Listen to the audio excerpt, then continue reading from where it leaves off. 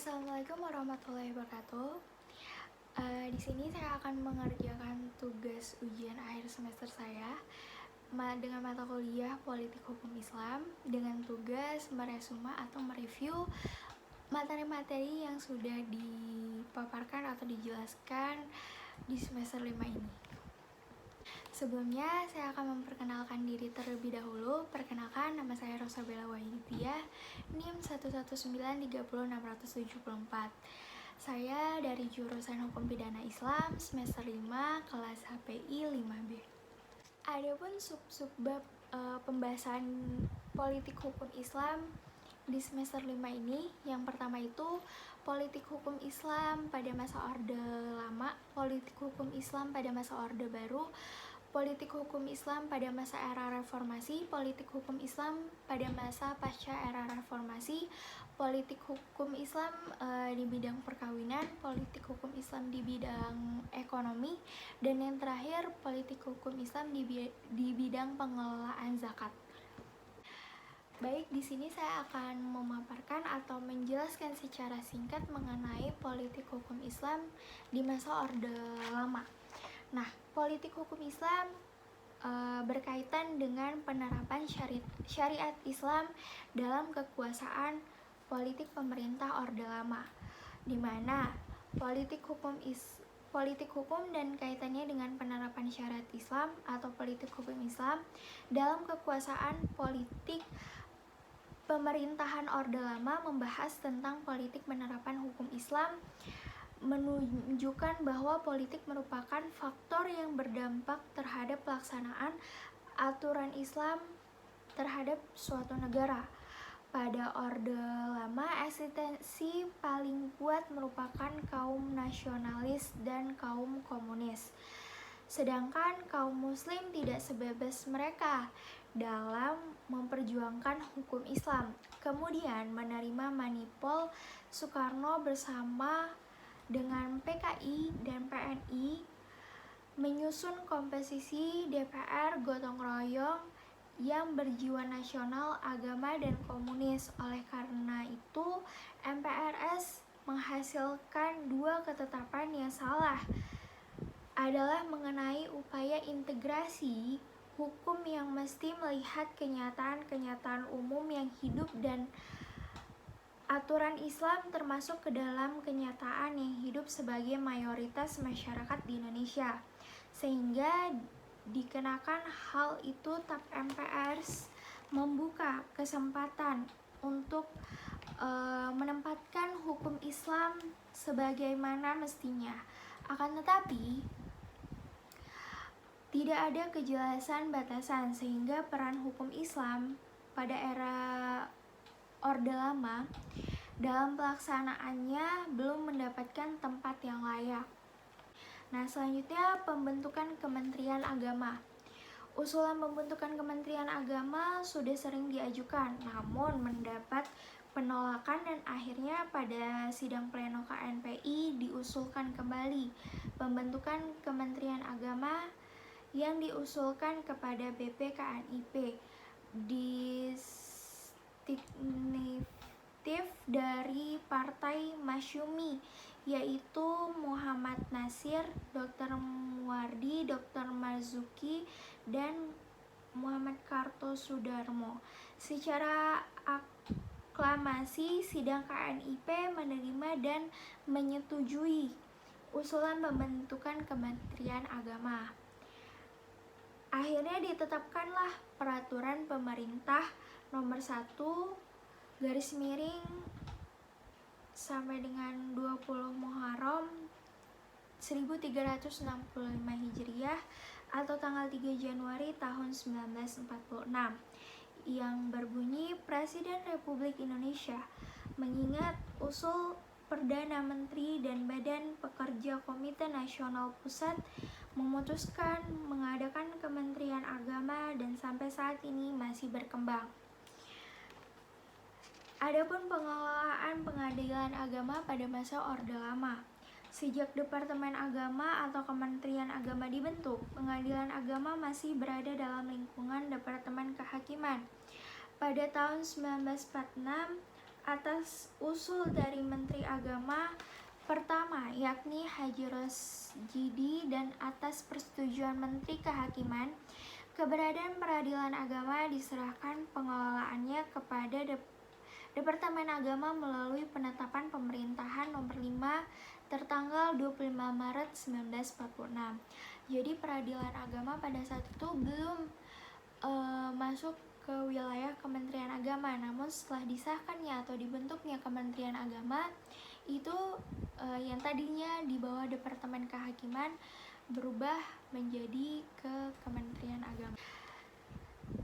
Terus adapun Undang-Undang Pencatatan Nikah, Talak, dan Rujuk. Indonesia merdeka dengan tidak begitu saja, melainkan di dalamnya terdapat jasa besar masyarakat muslim sehingga adanya alasan yang logis agar dibentuknya produksi hukum keluarga Islam. Rancangan tersebut terdapat pada bagian Undang-Undang Nomor 22 Tahun 1946 mengenai pencatatan nikah, talak, dan rujuk.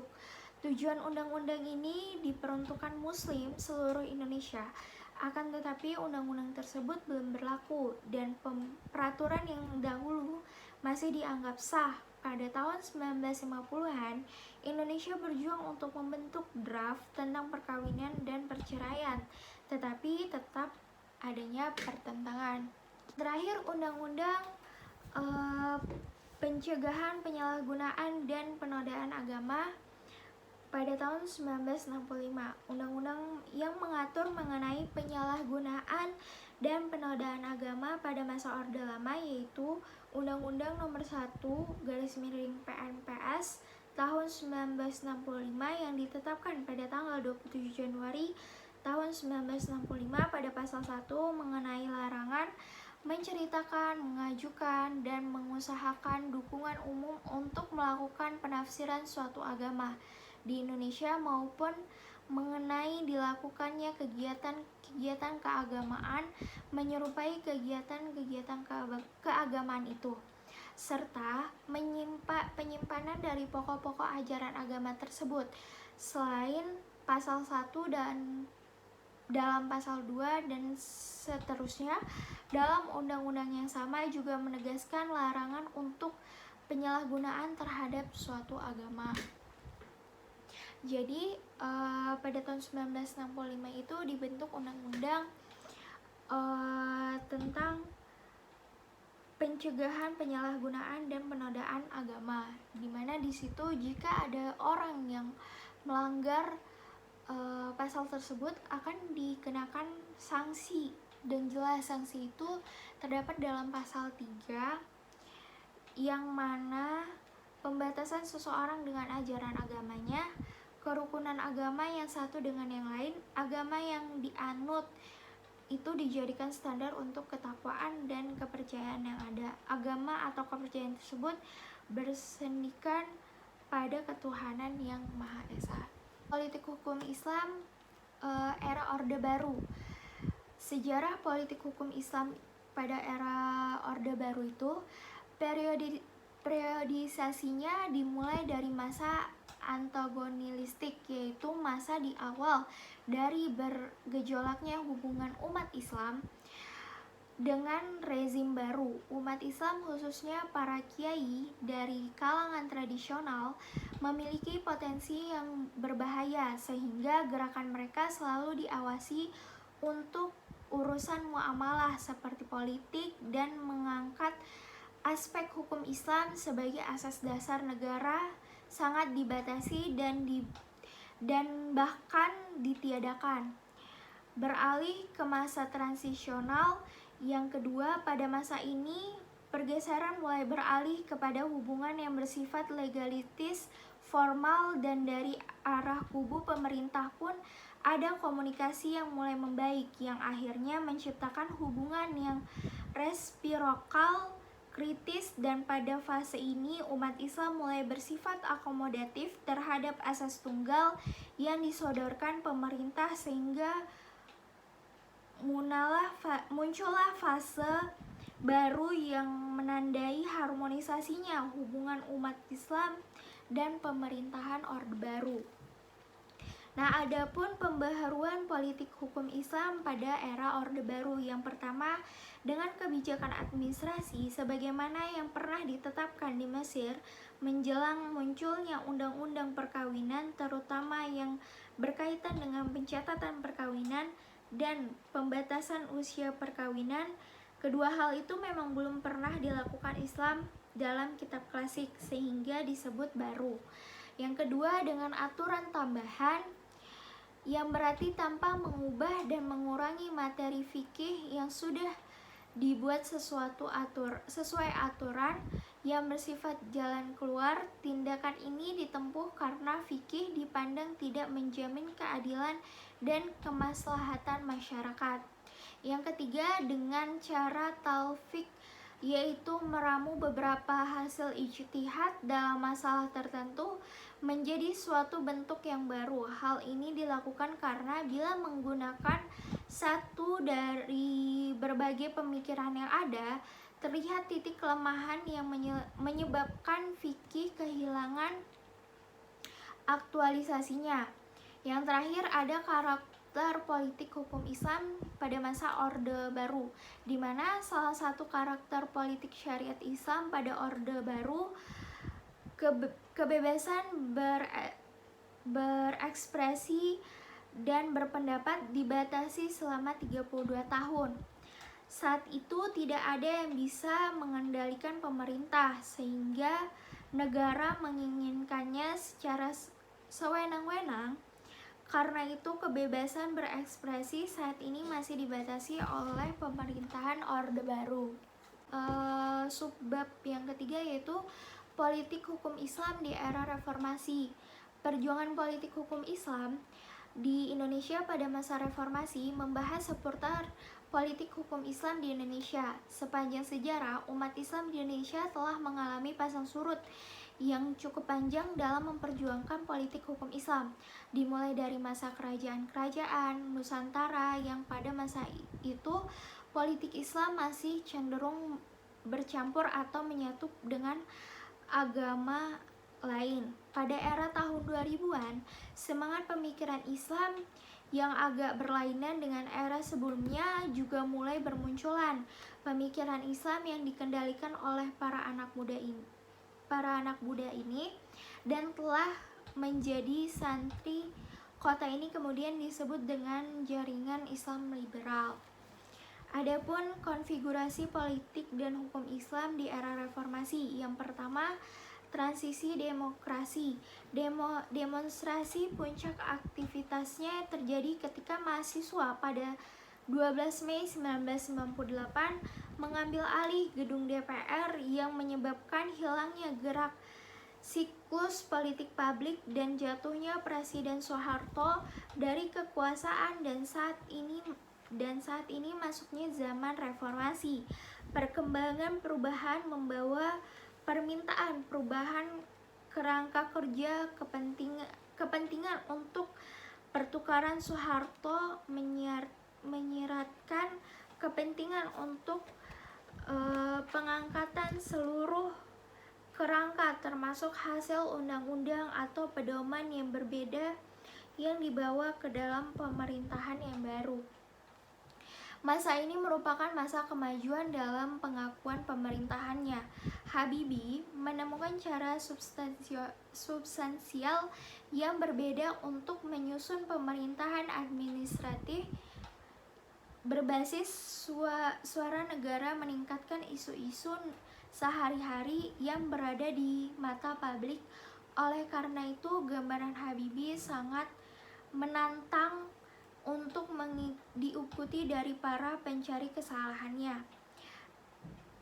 Yang kedua ada liberalisasi politik. Pada masa reformasi, kehadiran partai seperti sedang musim pancaroba. Hampir semua partai di Indonesia termasuk umat Islam lari untuk mendirikan ideologis. Bagi orang-orang yang profesional tentu saja mendirikan pesta dan mencari motivasi untuk melegitimasi keinginannya. Dari perspektif politik, perkumpulan ini menerima bahwa Islam mengelola urusan negara. Yang terakhir, pemilu dan SUMPR. Platform yang digunakan mengenalkan Islam, memanfaatkan panggung Islam sebagai alasan perjuangan mereka seperti PBB dan PKS. Yang terakhir, adapun karakter produk hukum Islam. Yang pertama, perbankan Islam. Yang kedua, penyelenggaraan ibadah haji. Yang terakhir, pengelolaan zakat dan otonomi syariat Islam. Subbab yang selanjutnya yaitu politik hukum Islam pasca reformasi. Islam politik atau politik Islam. Awal reformasi, kedudukan Islam politik sangat kuat ditandai dengan keinginan untuk membangun negara Islam. Pada pasca reformasi, dinamika perkembangan gerakan Islam politik, baik itu kelompok Islamisme arus utama maupun arus militan, berlangsung amat sangat pesat pasca dibukanya kerat kebebasan berpendapat dan bernegosiasi. Islam politik dan Islam kultural. Islam politik, agama dijadikan sebagai pijakan tata kelola kehidupan masyarakat, berbangsa dan bernegara secara formal dan menyeluruh ke dalam berbagai aspek kehidupan masyarakat. Islam kultural memiliki orientasi kepada aspek-aspek kemasyarakatan dan kultural tanpa melalui politik. Yang ketiga, pada era reformasi, Islam politik mengalami kesulitan untuk menerapkan peran Islam di dalam kehidupan politik di Indonesia dikarenakan faktor ketidakmampuan untuk menyesuaikan perkembangan politik. Dan yang kedua, cara pandang umat Islam di Indonesia. Nah, pada pasca reformasi membuka kesempatan pada ideologi-ideologi Islam transnasional yang melakukan pergerakan untuk merubah tatanan dan ideologi Pancasila. Adapun pro dan kontra pendirian partai politik di kalangan umat Islam. Pendirian partai politik Islam pada era reformasi. Orang Islam yang ingin mendirikan partai Islam sesuai dengan prinsip, jiwa, dan semangat Islam, partai Islam tidak merusak persatuan dan kesatuan bangsa Indonesia, serta berusaha mewujudkan cita-cita kemerdekaan seperti kesejahteraan rakyat, demokrasi, keadilan dalam hukum politik dan ekonomi, serta dengan sendirinya melindungi dan menegakkan HAM. Keberadaan partai Islam akan menimbulkan beberapa pengaruh baik positif maupun negatif. Pengaruh positifnya yaitu rakyat akan semakin terbuka menyalurkan aspirasi politiknya tanpa intimidasi. Yang kedua, proses sosial politik akan lebih terbuka dan transparan. Pengaruh negatifnya, keterbukaan bila berkembang menjadi anarki akan menghancurkan jalannya reformasi dan nilai toleransi. Yang kedua, kecurigaan ideologis kelompok. Adapun dinamika politik hukum Islam pasca reformasi, menurut John L. Esposito dan John Oval, 4 posisi umum sebagai pilihan bagi gerakan kebangkitan Islam atau reformasi. Yang pertama, oposisi revolusioner terhadap sistem politik yang ada. Terus kekuatan kontrol dalam sistem politik yang ada. Rekonstruksi hukum Islam pasca reformasi. Hukum positif bersumber hukum Islam masih bersifat parsial, yang terdiri dari perkawinan, kewarisan, perwakafan. Perkembangan hukum Islam pasca reformasi dipengaruhi oleh Undang-Undang Nomor 22 Tahun 1999 tentang pemerintahan daerah, yang terdiri dari tekatualisasi wilayah-wilayah cakupan meluas dan diamandemen melalui Undang-Undang Nomor 31 Tahun 2004 tentang mengatur wilayahnya sendiri termasuk dalam bidang hukum. Subbab selanjutnya yaitu politik hukum Islam dalam bidang perkawinan. Nah, hukum keluarga Islam sebelum dibentuknya Undang-Undang Nomor 1 Tahun 1974 tentang perkawinan, catatan sejarah terbentuk undang-undang perkawinan itu sesungguhnya lahir karena adanya ketidakpuasan terhadap setiap sistem hukum yang ada, di mana setiap golongan maupun unsur-unsur yang ada di Indonesia mulai sadar bahwa selama ini mereka telah dikotak-kotakan dengan adanya sistem hukum peninggalan kolonial Belanda, yang mana mereka ingin memisahkan setiap unsur dari masyarakat Indonesia.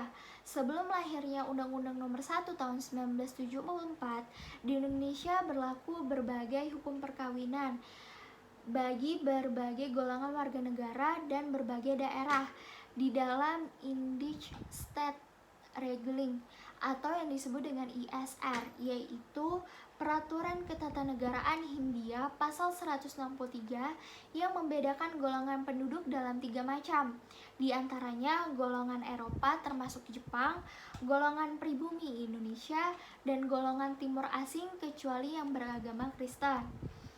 Setelah merdeka, pemerintahan Republik Indonesia telah membentuk sejumlah peraturan perkawinan Islam, di antaranya Undang-Undang Nomor 22 Tahun 1946 tentang pencatatan nikah, talak, dan rujuk. Undang-undang ini pertama-tama hanya berlaku untuk daerah Jawa dan Madura, yaitu mulai 1 Februari tahun 1947. Baru sesudahnya, tahun 1954, undang-undang ini diberlakukan secara menyeluruh di Indonesia, yaitu melalui Undang-Undang Nomor 32 Tahun 1954 tentang penetapan pemberlakuan Undang-Undang Republik Indonesia tanggal 21 November 1946 Nomor 22 Tahun 1946 tentang pencatatan nikah, talak, dan rujuk di seluruh daerah Jawa dan Madura. Undang-undang ini disahkan pada tanggal 26 Oktober 1954 oleh Presiden Soekarno dan terdiri dari 3 pasal. Sahnya perkawinan menurut Undang-Undang Nomor 1 Tahun 1974 tentang perkawinan dan kompilasi hukum Islam. Perkawinan sebagai perbuatan atau fakta hukum sudah diatur dalam tata aturan perundang-undangan. Pernikahan dianggap sah apabila dilakukan menurut hukum masing-masing agamanya dan kepercayaannya, sebagaimana diatur dalam pasal 2 ayat 1 Undang-Undang Nomor 1 Tahun 1974 tentang perkawinan, dan dipertegas dengan pasal 4 Kompilasi Hukum Islam atau KAHI, lalu dalam pasal 2 ayat 2 Undang-Undang Perkawinan dan pasal 5 ayat 1 KHI menyebutkan bahwa tiap-tiap perkawinan dilaksanakan tersebut harus dicatatkan menurut perundang-undangan yang berlaku di Indonesia. Pencatatan perkawinan selama ini dilakukan oleh pegawai pencatat nikah sebagaimana diatur dalam Undang-Undang Nomor 22 Tahun 1946 tentang pencatatan nikah, talak, dan rujuk Jungto, Undang-Undang Nomor 32 Tahun 1954 tentang penetapan berlakunya Undang-Undang Republik Indonesia tanggal 21 November 1946 Nomor 22 Tahun 1946 tentang pencatatan nikah, talak, dan rujuk di seluruh daerah luar Jawa dan Madura, dan KAHI pasal 5 ayat 2. Mendasarkan pada pengaduan dan fakta hukum perkawinan yang terjadi selama ini, nampaknya penting pencatatan perkawinan tidak hanya sekedar keterlibatan administrasi aja, sebagaimana yang dimaksudkan pada pasal 5 ayat 1 KHI, tapi memiliki implikasi terhadap identitas hukum yang sah atas perkawinan ahli waris dan identitas anak. Tetapi politik hukum nasional masih menempatkan pencatatan perkawinan sebagai jaminan ketertiban administrasi dan kepastian hukum, bukan keabsahan perkawinan.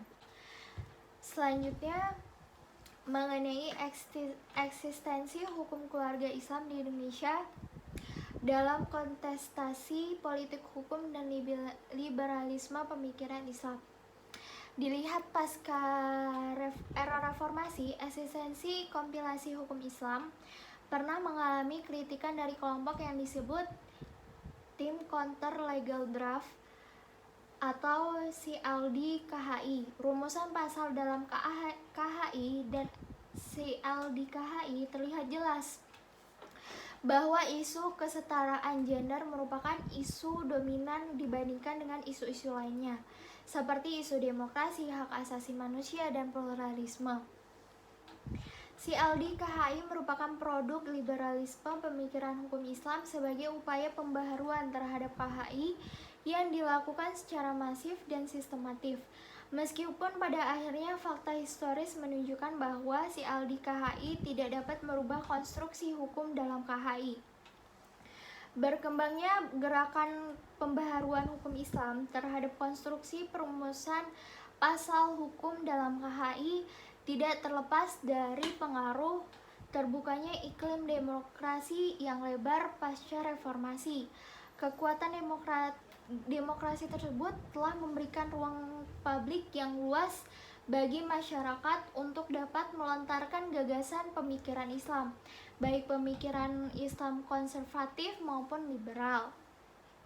Pembahasan yang terakhir mengenai dinamika legislasi hukum keluarga Islam berdasarkan kompilasi hukum Islam. Dinamika legislasi hukum Islam tergambar dalam sejarah lahirnya Instruksi Presiden Republik Indonesia Nomor 1 Tahun 1991 tentang kompilasi hukum Islam. Dari sudut lingkup makna ideal law, kehadiran KHI merupakan rangkaian sejarah hukum nasional yang dapat mengungkapkan ragam makna kehidupan masyarakat Islam Indonesia, terutama tentang adanya norma hukum yang hidup dan ikut serta bahkan mengatur interaksi sosial. Aktualnya dimensi normatif akibat terjadinya ekspansi fungsional ajaran Islam yang mendorong terpenuhinya tuntutan kebutuhan hukum.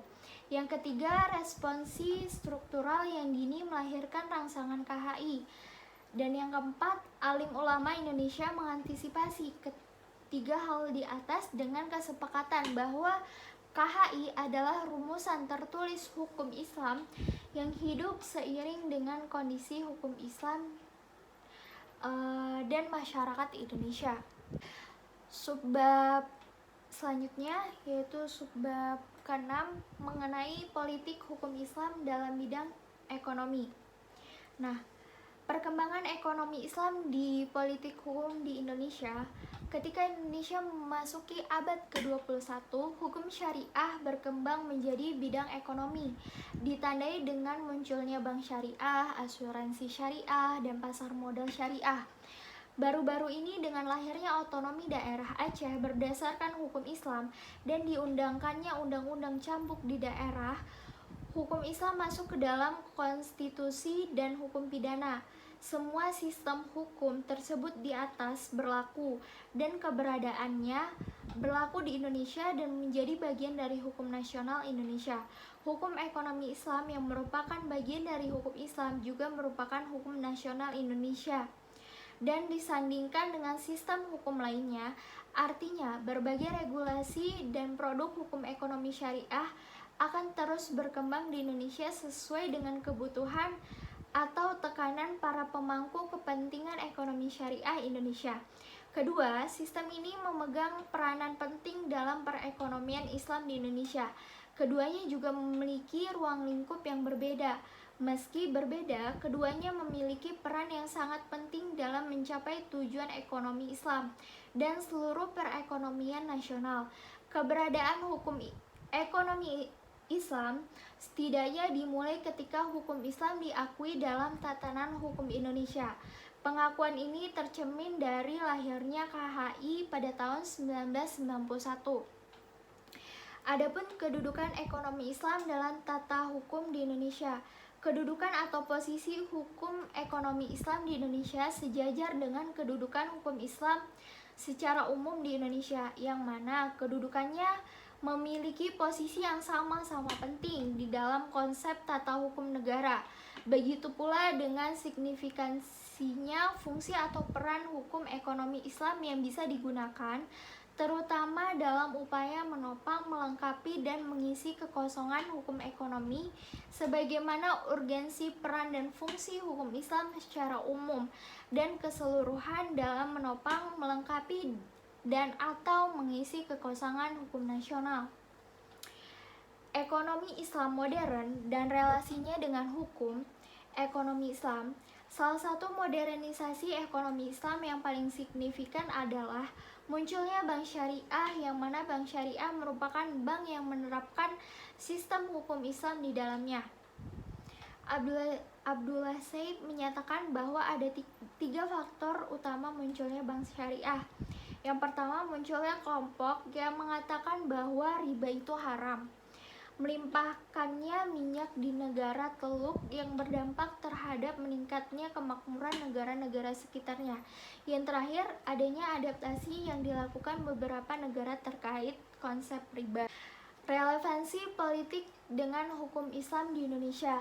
Terbitnya Undang-Undang Nomor 10 Tahun 1998 menjadi detik penting bagi awal perkembangan keuangan syariah di Indonesia. Sejak saat itu, perkembangan keuangan syariah terus diulang-ulang dan diadvokasi oleh para pegiat moneter syariah, dua peneliti skolastik dan pakar tak kenal lelah. Hal ini terus diawasi oleh yayasan-yayasan yang lahir dari perkembangan ini. Misalnya, Dewan Syariah Umum, Majelis Ulama Indonesia (DSN) atau MUI, Kelompok Masyarakat Keuangan Syariah atau MES. Perkembangan ini juga melahirkan berbagai undang-undang dan pedoman yang berbeda. Misalnya, Undang-Undang Nomor 21 Tahun 2008 tentang Perbankan Syariah, Undang-Undang Nomor 19 Tahun 2008 tentang Perlindungan Syariah Negara atau SBSN. Perbedaan pedoman Bank Indonesia, pedoman Bapepam, dan pedoman lainnya. Yang terakhir, politik hukum Islam di bidang pengelolaan zakat di Indonesia. Pengelolaan zakat di era prakemerdekaan. Era ini dibagi ke dalam dua fase, yaitu fase di bawah pemerintahan kerajaan Islam dan fase di bawah pemerintahan kolonial. Pada fase pertama dapat digambarkan bahwa zakat berkembang seiring dengan perkembangan Islam itu sendiri. Praktek zakat bisa mewujudkan dalam dua bentuk, yaitu praktek sebagai pajak keagamaan yang dipungut oleh negara dan ada yang dipraktekkan sebagai sumbangan sukarela yang dilakukan umat Islam tanpa melibatkan negara. Pada fase ini tidak ditemukan regulasi tentang zakat yang dibuat oleh negara atau kerajaan Islam pada masa itu. Fase kedua yaitu di bawah pemerintahan kolonial Belanda. Pada fase ini zakat juga berkembang atau dipraktekkan oleh umat Islam dengan leluasa karena pemerintahan Belanda yang sekuler memang menjaga jarak untuk tidak melakukan intervensi terlalu jauh ke dalam ranah agama. Yang kedua, pengelolaan zakat era pasca kemerdekaan. Setelah Indonesia merdeka, perhatian pemerintah terhadap filantropi Islam khususnya zakat dan wakaf cukup serius. Pada tahun 1951, Kementerian Agama mengeluarkan surat edaran nomor A/7/1737 tanggal 8 Desember 1951 tentang pelaksanaan zakat fitrah. Kementerian Agama melakukan pengawasan agar pemakaian dan pembagian hasil pungutan zakat berlangsung menurut hukum agama. Kemudian Peraturan Menteri Agama Nomor 4 Tahun 1968 pembentukan BAZ atau Peraturan Menteri Agama Nomor 5 Tahun 1968 tentang pembentukan Baitul Mal di tingkat pusat, provinsi, kabupaten, atau kota madya. Pengelolaan zakat di era Orde Baru. Di era Orde Baru ini pada tanggal 22 Oktober 1968 dalam rangka peringatan Isra Mi'raj di Istana Negara dibentuklah Badan Amil Zakat, Infak, dan Sodakoh atau yang disebut dengan BAZIS. Kemudian pada tanggal 12 Desember 1989 dikeluarkan Instruksi Menteri Agama Nomor 16 tahun 1989 tentang pembinaan zakat, infak, dan sedekah. Lalu kemudian pada tahun 1991 dikeluarkan keputusan bersama Menteri Agama dan Menteri Dalam Negeri nomor 29 dan 47 tahun 1991 tentang pembinaan Badan Amil Zakat, Infak, dan Sedekah yang kemudian ditindaklanjuti dengan Instruksi Menteri Agama nomor 5 tahun 1991 tentang pedoman pembinaan teknis Badan Amil Zakat, Infak, dan Sedekah. Menteri Dalam Negeri nomor 7 tahun 1998 tentang pembinaan umum Badan Amil Zakat, Infak, dan Sedekah. Pengelolaan zakat di era reformasi. Nah, di era reformasi ini muncullah atau lahirnya undang-undang mengenai zakat, yaitu Undang-Undang Nomor 38 Tahun 1999 dan Undang-Undang Nomor 23 Tahun 2011, di mana perhatian pemerintah terhadap pengelolaan zakat yang diwujudkan dalam bentuk disahkannya Undang-Undang tentang zakat juga diimbangi oleh perkembangan yang sangat signifikan dalam pembaharuan praktik dan pengelolaan zakat. Dengan undang-undang ini, pemerintah memberikan banyak perhatian kepada umat Islam, terutama kaum modernis dan Islamis dalam pengelolaan zakat. Implikasi dari undang-undang tersebut, pemerintah harus membentuk Basnas, Basda, tingkat provinsi dan kabupaten atau kota menurut Undang-Undang Nomor 38 Tahun 1999, tapi kemudian berubah menjadi Basnas untuk semua tingkat menurut Undang-Undang Nomor 23 Tahun 2011. Kemudian harus juga dibentuk UPZ, Unit Pengumpulan Zakat. UU tersebut juga memberikan payung hukum yang jelas terhadap keberadaan LAS atau Lembaga Amil Zakat yang dibentuk oleh masyarakat sipil. Nah, adapun politik hukum Islam menurut Undang-Undang Nomor 23 Tahun 2011 tentang pengelolaan zakat. Undang-Undang Nomor 38 Tahun 1951 menjadi milestone sejarah tentang pengelolaan zakat di Indonesia yang berbasis desentralisasi dan kemitraan antara pemerintah dan masyarakat sipil dalam pengelolaan zakat nasional.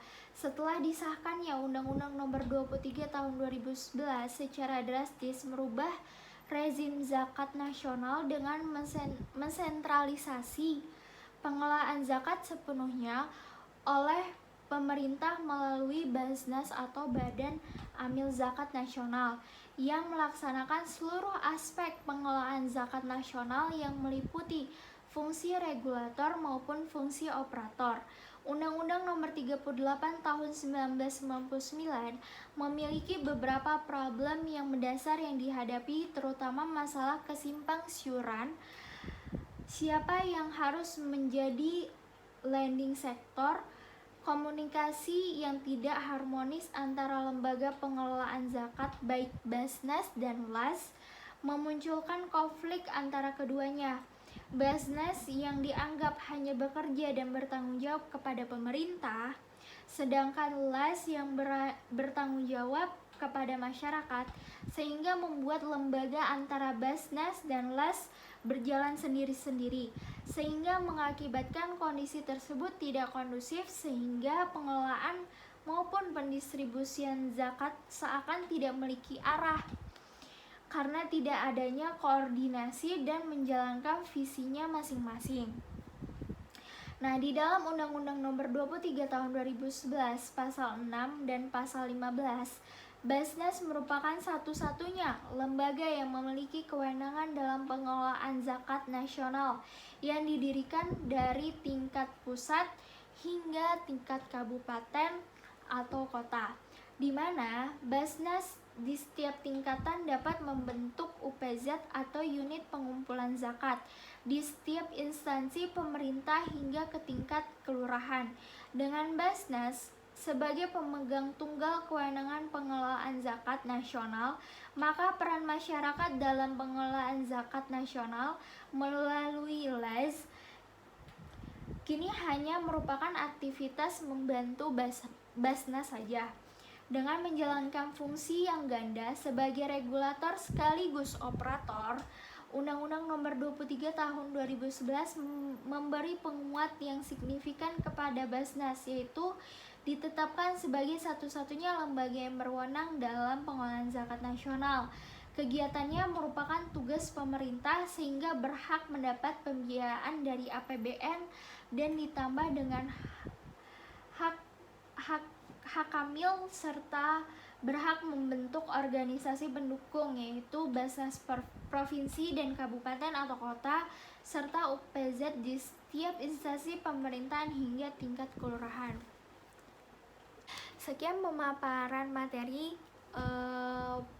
mengenai politik hukum Islam yang ada di Indonesia selama semester 5 ini. Mohon maaf bila ada kesalahan dan kekurangan. Cukup sekian. Wassalamualaikum warahmatullahi wabarakatuh.